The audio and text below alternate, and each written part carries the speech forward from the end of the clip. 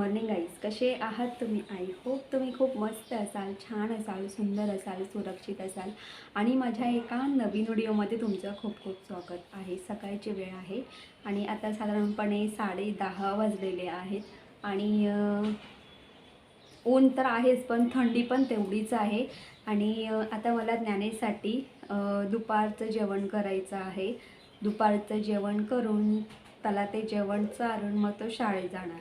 तर मग आज जेवणाला करायचं काय, म्हणून मी आज ठरवलं की चला आज आपण, थंडी एवढी पडलेली आहेच, मग या थंडीमध्ये जर आपण छान मस्त अगदी अशी झणझणीत आणि गरमागरम भाताबरोबर जर उसळ केली तर किती छान, नाही का? तर मग चला पटापट किचनमध्ये जाऊया आणि आपण भाताबरोबर अगदी झणझणीत आणि गरम अशी उसळ करायला सुरुवात करूया. तुम्ही इथे बघू शकतात की मी आज सकाळी अर्ली मॉर्निंग हे जे चणे आहेत हे उकळत्या पाण्यामध्ये, उकळतं म्हणजे पाणी अगदी उकळता असा पाणी केला, गॅस बंद केला आणि त्यानंतर या उकळत्या पाण्यामध्ये मी हे चणे भिजत टाकले होते. तर 2 तास हे चणे आपल्याला या उकळत्या पाण्यात भिजत ठेवायचे आहेत. 2 तासांनंतर हे चणे छान मस्त भिजलेले आहेत.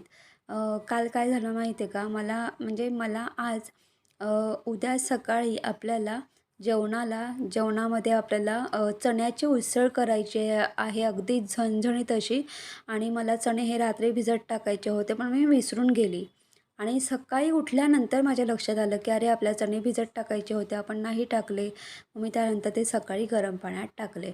आता हे जे चणे आहेत तर हे चणे आपल्याला काय करायचे आहेत, आधी बॉईल करून घ्यायचे आहेत.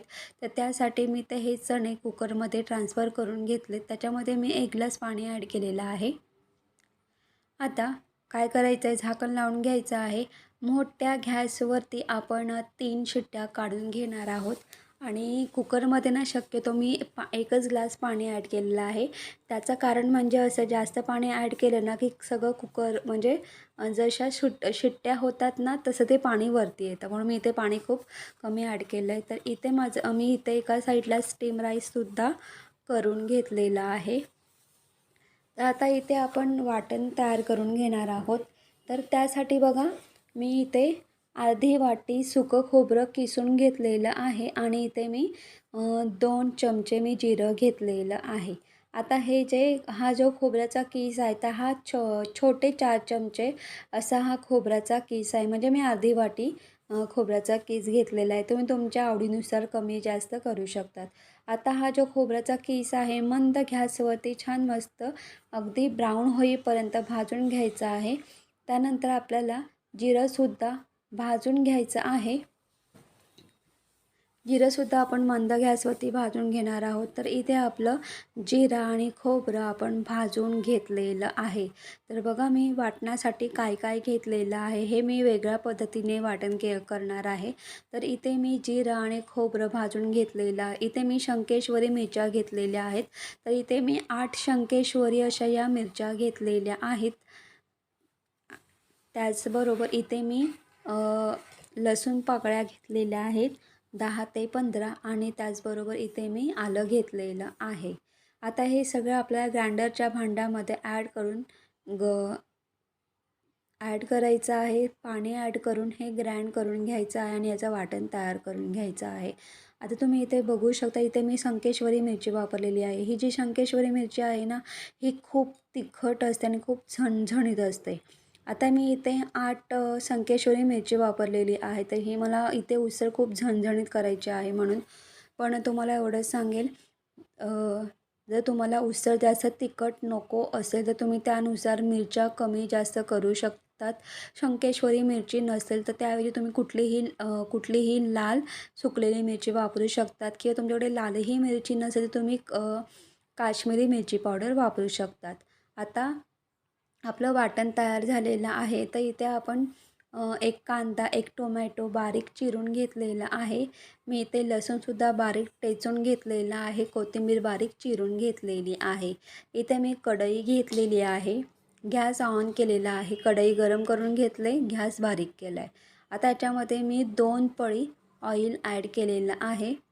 आता ऑइल झालं गरम की आता काय करायचं, आपलं यामध्ये जिरं राई ॲड करूया. मी काय केलं आहे माहिती आहे का, जिरा आणि राई हे मी एकत्रच करून ठेवलेलं आहे. म्हणजे चला एकाच चमच्यामध्ये जिरं राई टाकून होतं. आता काय करायचं आहे, जिरं राई असं कडकडली ना तेलामध्ये, की मग त्यामध्ये आपल्याला लसूण ॲड करायचा आहे. लसूण हलका असा ब्राऊन होऊन द्यायचा आहे. त्यानंतर मग आपल्याला बारीक चिरलेला कांदा ॲड करायचा आहे आणि इथे मी अर्धा चमचा मीठ ॲड केलेला आहे. मिठामुळे काय होतं माहिती आहे का, आपलं हे जो कांदा आहे ना, तो कांदा मऊ शिजतो. आता त्यानंतर आपल्याला इथे कढीपत्ता ॲड करायचा आहे. कढीपत्ता ॲड करून आता छान मस्त आपल्याला 1 ते 2 मिनटं हे फ्राय करून घ्यायचं आहे. फ्राय करून झाल्यानंतर आता आपल्याला टोमॅटो ॲड करायचा आहे. टोमॅटो ॲड केल्यानंतर इथे मी अर्धा चमचा हळद ॲड केलेली आहे. आता आपल्याला पुन्हा 1 ते 2 मिनटं हे फ्राय करून घ्यायचं आहे. फ्राय करून झाल्यानंतर झाकण ठेवायचं आहे. 5 मिनटं वाफ काढून घ्यायची आहे. कारण कांदा टोमॅटो हे आपल्याला पूर्ण असे मऊ शिजवून घ्यायचे आहेत. तर 5 मिनटं झालेले आहेत. आता आपण जे वाटण केलं होतं ते वाटण आपल्याला यामध्ये ॲड करायचं आहे. हे जे वाटण आहे ना, या वाटणामुळे आपली जी उसळ आहे ती अगदी झणझणीत अशी बनते आणि खूप चविष्ट आणि चवदार अशी बनते. आणि पुन्हा एकदा सांगेल की हे आपली शंकेश्वरी मिरची ही खूप तिखट असते. त्यामुळे तुम्ही आता मला आणि ज्ञानेशला तिखट आणि झणझणीत खूप आवडतं. पण त्यानुसार तुम्ही मिरच्या कमी जास्त करू शकतात. आता इथे याच्यामध्ये आपल्याला लाल तिखट ॲड करायचं आहे आणि इथे मी 1 चमचा लाल तिखट, 1 चमचा काश्मीरी मिरची पावडर ॲड केलेली आहे. आता हे मसाले ॲड करून व्यवस्थित आपल्याला फ्राय करून घ्यायचे आहेत.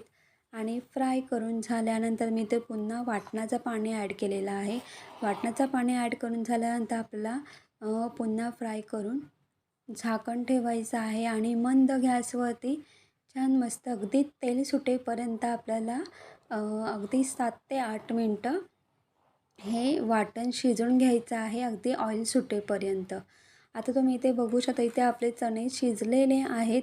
आता मी काय केलेलं आहे, हे चणे एका बाउलमध्ये काढून घेतलेले आहेत. आता हे जे चणे आहेत ना, हे चणे उकडल्यानंतर ना तुम्ही थंड पाण्यामध्ये 2 ते 3 वेळा धुवून घ्या तुम्ही आणि मग ते चणे तुम्ही उसळमध्ये वापरा.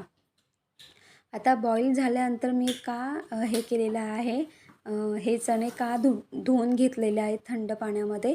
कारण तुम्हाला माहिती आहे, जेव्हा आपण चणे उकडतो ना तेव्हा म्हणजे बॉईल करतो त्याचा पूर्ण असा ब्राऊन पाणी तुम्ही बघितलं असेल, पाण्याचा कलर थोडा चेंज झालेला असतो. म्हणून मी पुन्हा ते चणे बॉईल झाल्यानंतर स्वच्छ धुवून घेतलेले आहेत 1 ते 2 पाण्यामध्ये आणि मग ते चणे तुम्ही त्या ग्रेव्हीमध्ये ॲड करा. तर 5 मिनटं झालेले आहेत आणि 5 मिनटानंतर आपलं जे वाटण आहे त्या वाटणाला छान मस्त असं ऑइल सुटलं होतं. त्यानंतर काय करायचं, आपल्याला ते चणे ॲड करायचे आहेत. बॉईल केलेले चणे ॲड करायचे आहेत. छान मस्त फ्राय करून घ्यायचं आहे. आणि इथे मी एका भांड्यामध्ये साईडला गरम पाणी करत ठेवलं होतं, इथे आपल्याला ते गरम पाणी ॲड करायचं आहे. तुम्हाला जेवढा रस्सा हवा आहे त्यानुसार तुम्हाला इथे गरम पाणी ॲड करायचं आहे. आणि ॲड करून गॅस मोठा करायचा आहे. आणि इथे मी 1 चमचा गरम मसाला ॲड केलेला आहे. आता छान मस्त आपल्याला उकळी काढून घ्यायची आहे. आणि एवढंच सांगेल की ही जे आपण अगदी झणझणीत अशी उसळ केलेली आहे, तर हिला चव कशाची, तर आपण जे वाटण केलं त्या वाटणामुळे चव आलेली आहे. महत्त्वाचं काय तर ते वाटण.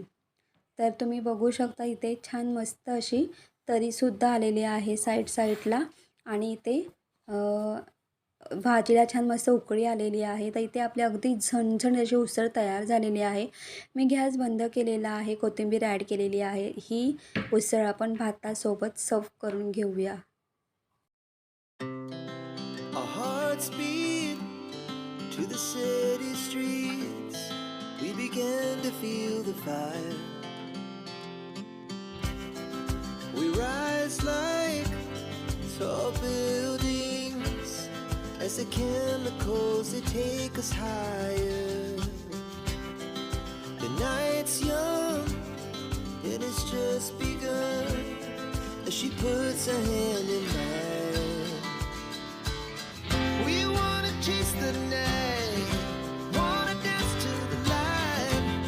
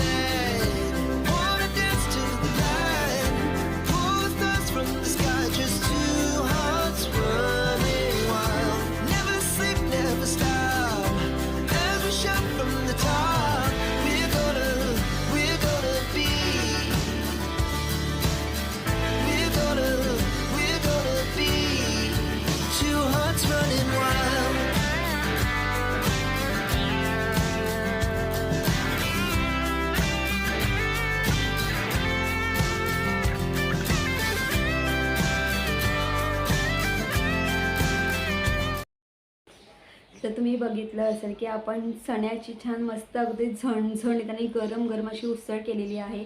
अशा थंडीमध्ये समजा आपण भाताबरोबर अशी गरम गरम झणझणीत जर उसळ खाल्ली तर खूपच छान असतं. आता मी तुम्हाला एवढं सांगेल की इथे मी चणे वापरलेले आहेत, ब्राऊन चणे वापरलेले आहेत.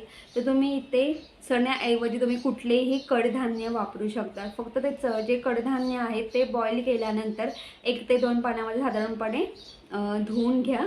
नंतर मग ते उसळमध्ये ॲड करा. दुसरी गोष्ट म्हणजे मी इथे अगदी झणझणीत अशी उसळ तयार केली. आता ही जी झणझणीत उसळ तयार करण्यासाठी मी इथे शंकेश्वरी मिरची वापरलेली आहे. आता ही जी शंकेश्वरी जी मिरची आहे तर ही खूप तिखट असते आणि मला झणझणीत उसळ करायची होती म्हणून मी शंकेश्वरी मिरचीचा वापर केलेला आहे.